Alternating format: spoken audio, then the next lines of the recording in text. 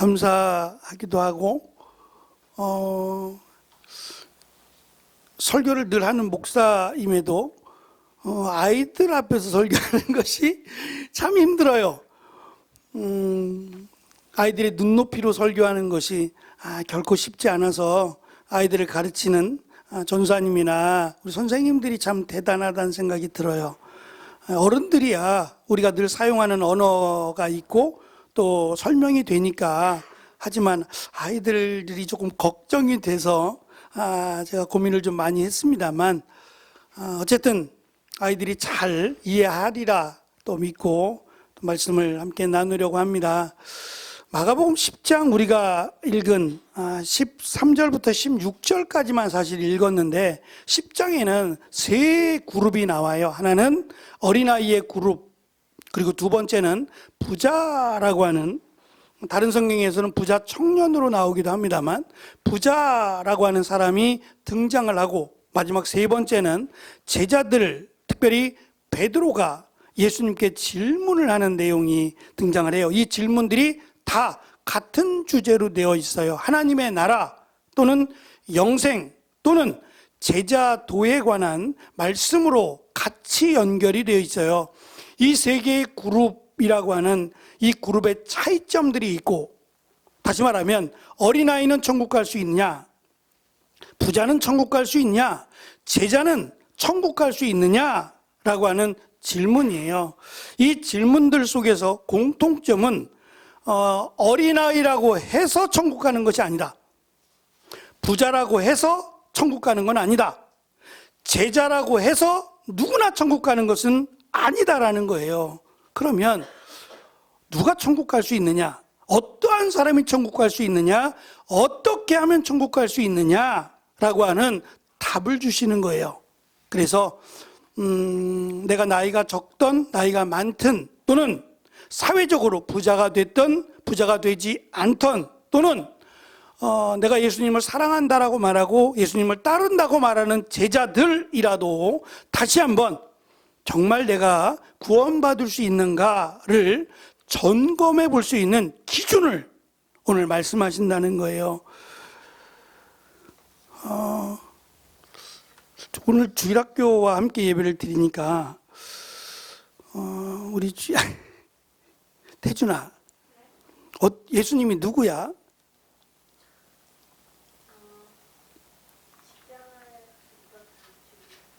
예수님 봤어? 못 봤지? 목사님도 못 봤거든. 못 봤는데 태준이는 지금 얘기한 대로 예수님이 십자가에 못 박아 죽으시고, 못 박혀 죽으시고 부활하신 분, 그분이 하나님의 아들이심을 믿어? 믿는데요. 안 봤는데 믿는데요. 우리 여기 모인 모두가 예수님을 본 사람은 아무도 없어요. 예수님을 보고 구원을 받는다고 하면 지금 예수님 만나러들 가셔야 돼요. 어떻게 해서든지 예수님을 봐야 돼요. 꿈속에서 보든 어떻게 보든. 그래서 누구는 산에 올라가서 저 깊숙한 산골짜기에 예수님 보여달라고 나무뿌리 흔들어가면서 기도해야 돼요. 예수님을 봐야 구원을 받는다고 하면. 근데 예수님은 분명히 말씀하셨어요. 나를 본 자가 구원을 받는 게 아니라 나를 믿는 자가 구원을 받는다는 거예요. 문제는 예수라고 하는 이름이 많다 그랬잖아요. 아마 우리나라의 이름을 찾아보면 태준이라는 이름이 굉장히 많을 거예요. 그죠? 혹시 반에도 있어? 태준이가? 없어? 제 이름도 좀 특별하긴 한데 제 이름이 일권이잖아요. 그래서 제가 얼마나 놀림을 받았겠어요. 한권이라고. 한권. 뭐 책 나오다 보면 1권 항상 나오죠. 1권, 2권, 3권.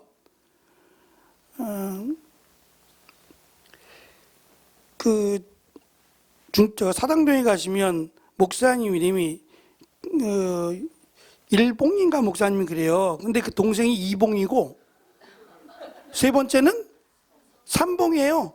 네 번째는 사봉이고. 진짜로 옛날엔 그렇게도 이름을 줬어요. 이름 쉽게 부르기 위해서 하나 돌림으로 첫째, 둘째, 셋째, 넷째를 그렇게 1, 2, 3, 4 이렇게. 그래서 제 동생이 이권이냐고. 그건 아닌데 하여튼 이게 좀 이렇게 이름 가지고 장난치면 야, 책 한 권, 책 한 권 그렇게도 불렀거든요. 똑같은 이름이 좀 많더라고요. 이렇게 제 이름을 쳐보면 야구 선수 중에도 일권이라고 하는 이름도 있고, 기자 중에도 일권, 변호사 중에도 일권이라는 이름이 가진 사람, 똑같은 성도 똑같은 이름도 있더라고요. 이름이 똑같다 그래서 그 사람이 똑같진 않아요. 이름은 같을 수 있지만 그 사람은 분명 다른 사람이죠. 동일한 사람이라고 볼 수는 없는 것처럼 예수라고 하는 이름은 구원이에요. 구원. 구원이라는 이름이 아주 좋은 이름이기 때문에 예수라고 하는 이름이 예루살렘을 비롯해서 이스라엘 땅에 많았어요. 흔했단 말이죠. 그럼 예수라고 하는 이름만 믿으면 구원을 받느냐? 그 말이 아니라는 거예요. 그 많은 사람들 중에 아무나 골라서 난 예수가 좋아, 예수를 믿어라고 하면 구원을 받지 않아요. 구원은 오직 하나님이시고 마리아에게 성령으로 잉태되어 오신 하나님이신 그 예수님을 믿어야만 구원을 받아요. 그리고 그 예수님이 바로 우리의 죄를 대신하여 죽기 위해서 이 땅에 오셨고 십자가에 달려 죽으시고 3일 만에 부활하셨고 승천하셔서 다시 이 땅을 구원하고 심판하기 위해서 오시는 그 예수님을 믿어야만 구원을 받아요. 이 놀라운 구원이 지금 어린아이들로부터 시작되는 말씀인데, 부모들이 이 아이들을, 예수님이 병자를 고치고 귀신을 내쫓는다라는 소문이 들리자 이 아이들을 축복해달라고, 이 아이들을 축복해달라는 마음으로 어린아이들을 데리고 예수님을 찾아왔어요.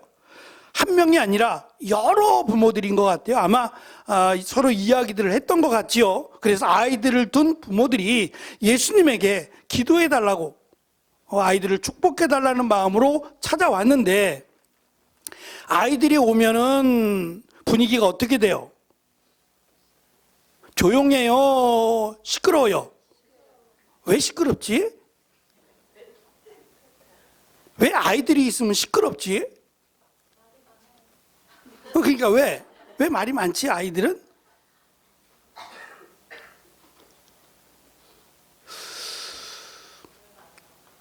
아이들이 가만히 있는 시간이 15분을 넘기면 안 된대요. 15분을 넘기면 안 된답니다. 아직 5분밖에 안 됐거든. 아이들도 알죠. 자기들끼리 모이면 어떻다는 것을. 그러니까 부모들이 데리고 왔어도 아이들이 막 우왕좌왕하고 막 목소리 키우고 막 그 모습을 제자들이 봤어요. 제자들이 보니 이 아이들이 별로 중요하지도 않고 시끄럽기만 하니까 아이들을 꾸짖었다 그랬어요. 이것은 굉장히 강제적인 말이에요. 그냥 조용히 했으면 좋겠네 라고 하는 말이 아니라 혼내는 거예요. 그리고 이왕이면 갔으면 좋겠다. 예수님 귀찮게 하지 말고 갔으면 좋겠다. 오늘은 어린이날이에요. 그래서 빨간 글자죠. 쉬는 날이에요. 어린이날. 그래서 공휴일인데 일요일이고 주일이 빨간 글자인데, 원래 빨간 글자인데 어린이날이 빨간 글자로 겹치니까 내일 하루 더 쉰다는 거죠. 연체 공휴일로 해서 내일 하루, 오늘 모셨으니까 내일 쉬어라 라고 해서 내일 빨간 글자가 하루 더 생겼어요. 이 날은 사실 아이들을 위해서 시간을 좀 가지라고 나라가 그런 거예요. 부모들이 아이들과 함께 시간을 보내라 라고 하는 말로 빨간 글자 공휴일로 정해놨어요. 어버이날이라고 또 있어요. 어버이날이 며칠이죠? 5월 8일이에요. 5월 8일이 어버이날이라고 정해놨는데 5월 8일은 빨간색이에요? 깜장색이에요? 그죠? 왜 5월 8일은 빨간색이 아닐까요? 저는 5월 8일도 빨간색으로 했으면 좋겠어요. 그래서 부모님을 좀 찾아뵙고, 자녀들도 그렇고 우리도 그렇고 부모님을 좀 찾아뵙고 효도하는 날로 어린이만 중요해요? 어른들도 중요하니까 5월 8일은 빨간색으로 저를 국회로 보내주세요. 빨간색으로. 근데 안타깝게도 5월 8일은 빨간색이 아니네요. 그냥 깜장색으로 알아서 해라 이거죠. 알아서 부모를 섬겨라. 꼭 어른들인데 빨간색이라고 공휴일로 정해줘야 효도하느냐? 늘 효도해야 되는 게 아니겠느냐? 제 생각이에요. 늘 효도해야 된다라고 해서 빨간색으로 정하지 않은 것 같아요. 어찌됐든 간에 아이들을 위해서 빨간색으로 공휴일까지 마련할 정도로 아이들의 위치가 높아졌어요. 제가 자랄 때만 해도 애들이 가면 시끄러워요. 맞아요. 저희 때도 그랬어요. 저희 때도 아이들이 있으면 시끄럽고 그래서 아이들이 지하철을 타거나 아이들이 버스를 타면 여기 앉으라고 자리를 내어주는 분도 계시지만 시끄럽다고 불편해하시는 분들도 있었어요. 근데 요즘은 아이들 보기가 참 어렵네요. 그래서 아이들을 보면 예뻐서 아이고 예뻐라 라고 쓰다듬어 주려고 그러면 이것도 눈치가 보여요. 아이들 함부로 쓰다듬어 주면 부모들이 기분 나빠할까 봐 아이들 예쁘다 그냥 예쁘네요 라고 말을 해야지 쓰다듬어 주고 안아주면 요즘은 참 좋아라 하지 않아요. 어쨌든 아침에도 잠깐 뉴스를 보는데 아이들을 낳으면 나라에서 대출을 해준대요. 그 금액이 얼마인지 모르겠는데 이자율이 1.6%라더라고요. 굉장히 저렴하죠. 이자가 1.6%예요. 문석환 집사 아이 하나 낳지. 1.6%래 이자가. 그래가지고 5조가 넘어요. 나라에서 대출한 금액이 5조가 넘어요. 대부분은 뭐에 썼겠어요? 왜 대출했겠어요? 집 사느라고. 아주 싸니까 1.6%밖에 안 되니까 아이를 낳고 대출을 받아서 집을 사겠다라는 거예요. 그것도 나라에서 또 아이를 낳게 하는 좋은 정책인가 싶긴 합니다만 어쨌든 아이가 귀해요. 우리나라 인구가 점점 줄어드니까 아이가 더욱더 귀해질 것 같아요. 그러나 예수님 당시에는 이 아이들을 오늘 우리가 이렇게 아이들이 함께 예배를 드리면서 자리가 꽉 찼어요. 한 자리 남았나 보다. 제가 앉으면 만석이에요. 오늘 만석입니다. 숫자를 세보면 다 세야죠. 아이들까지 다 포함해서 숫자를 세야 되는데 예수님 당시에는 아이들의 숫자를 뺐어요. 숫자를 세지 않았어요. 왜 아이들의 숫자를 안 셌을까요? 아이들이 18세, 18살이 되기 전까지는 사람으로 인정하지 않았어요. 성년이 될 때까지 아이들은 어른식으로, 그러니까 사람으로 인정하지 않아서 숫자를 세지 않았어요. 그래서 예수님께서 광야에서, 들판에서 5,000명을 먹이실 때에 여자도 숫자에 넣지 않았고 아이들도 숫자에 넣지 않았다라고 성경은 말씀하세요. 무시되었다는 거예요. 아이들은 성년이 될 때까지는 무시의 대상이에요. 아직 온전하지 않은 사람으로 인정을 했기 때문에. 그러니까 하나님의 나라, 천국도 마찬가지다. 아이들은 들어갈 수 없다. 그렇게 생각을 했어요. 근데 예수님은 아이들이 예수님께 오는 것을 꾸짖는 제자들을 향해서 왜 아이들을 꾸짖느냐고, 천국은 마치 어린아이도 들어갈 수 있는 곳이다 라고 말씀하셨어요. 아까 태준이가 고백한 것처럼 예수님을, 그 예수라고 하는 많은 사람들 중에서 그 예수님, 하나님이신 예수님을 믿으면 아이들이라고 해서 천국에 못 들어가는 게 아니다. 오히려 순전하게 더 예수님을 믿으면 이 어린아이와 같은 자들이 하나님의 나라에 들어갈 것이다 라고 말씀하셨다는 거예요. 우리 아이들에게 또 물어볼까요? 아이들에게 나는 부자가 되고 싶으냐 거지가 되고 싶으냐? 둘 중에 하나를 물어보면 연우야 부자가 되고 싶어 거지가 되고 싶어? 고민이 되니? 설마? 부자가 되고 싶죠. 그럼 물어보나 마나 제가 바보 같은 거예요. 그렇게 물어보는 사람이 바보 같죠. 당연히 부자가 되고 싶죠. 예수님 당시에는 부자는 하나님의 나라에 들어가는 첫 번째 순서로 봤어요. 왜냐? 부자가 되는 것은 복을 받은 거니까. 부자가 되는 것은 복을 받은 거예요. 그럼 반대로 거지가 되거나 병자가 되는 것은 반대로 생각을 해왔어요. 하나님의 복으로부터 멀어진 사람이라고 생각을 해왔어요. 그러니 부자는 하나님의 나라에 들어갈 첫 번째 해당되는 사람들이라고 여겨왔단 말이에요. 그런데 그 부자가 예수님을 찾아왔어요. 찾아와서 어떻게 하면 영생을 얻겠습니까? 라는 질문을 던졌어요. 이 말은 나는 들어갈 수 있다는 말과 비슷해요. 왜냐하면 자기는 이 5가지 계명을 다 지켰다고 말을 합니다. 뒤에 나오는 말씀입니다만 이 부자가 이렇게 말을 해요. 나는 살인하지 않았고 간음하지 않았고 도둑질하지 않았고 거짓 증언하지 않았고 속여 빼앗지 않았고 부모를 공경했습니다. 5개죠. 그러니까 하나님에 해당되는 거, 하나님을 사랑하고 라고 말하면 이 5가지, 위에 5가지는 다 되고 밑에 나머지 사람들에게 해당되는 5가지 다 지켰다는 거예요. 그러니까 10계명을 다 지켰다고 생각한 거예요. 그러니 더군다나 나는 부자입니다. 10계명을 다 지켰고 나는 부자기도 합니다. 그러니 나는 당연히 천국 가지 않겠습니까? 라고 하는 마음이 담긴 질문이에요. 그랬더니 예수님께서 이렇게 말씀하세요. 내가 가진 것을 다 팔아서 가난한 자들에게 주고 너는 나를 따르라고요.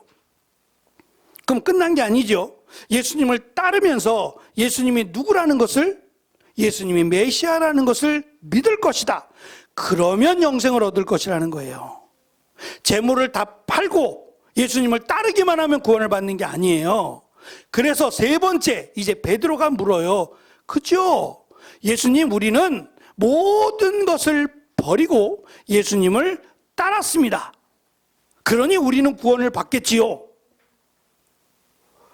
제자들의 이 모습으로는 구원을 못 받아요. 그래서 예수님이 십자가에 달리실 때 제자들이 다 도망쳤어요. 예수님을 메시아로 믿은 게 아니라 선생님으로 믿었고 또 예수님을 왕으로 생각했어요.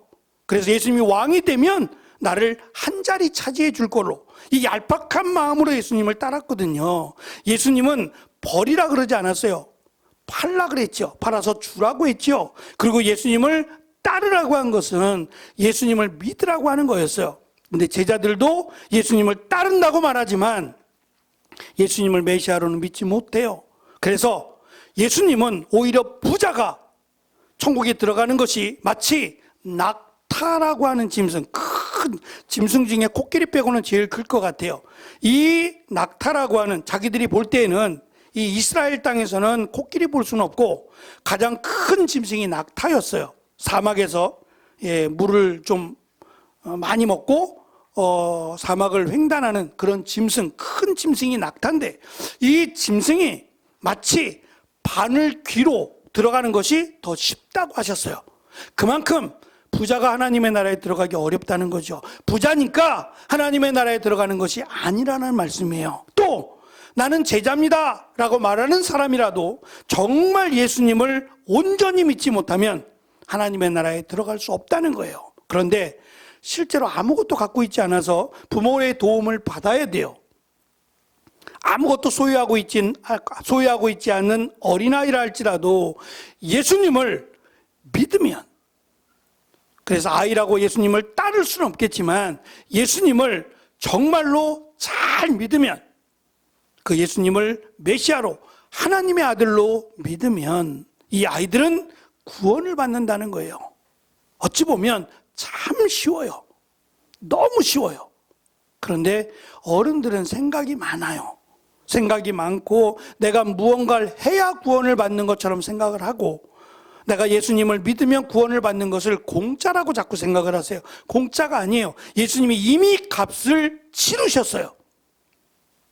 그래서 우리가 예수님 때문에 구원을 받는 것이지 내가 무언가를 해야만 구원을 받는 것은 아니다. 예수님을 따르고 힘써야 되는 것만이 구원을 받는 게 아니라 정말 예수님을 메시아로, 그리스도로 믿으면 구원을 받는다라고 예수님이 말씀하셨어요. 그래서 어린아이들도 하나님의 나라에 들어갈 수 있다. 예수님을 믿으면 어린아이라고 할지라도 하나님의 나라에 들어갈 수 있다라고 하는 축복의 말씀을 주셨습니다. 그래서 이 시간 어린아이에서부터 어르신에 이르기까지 전 세대가 지금 함께 예배를 드립니다. 바라기는 어린아이도 어르신에 이르기까지 모두가 다 예수님을 믿음으로, 그리고 예수님이 하나님이심을 믿음으로 하나님의 나라에 다 들어가게 되는 귀한 은혜가 우리 모두에게 있기를 간절히 축원합니다. 기도하겠습니다.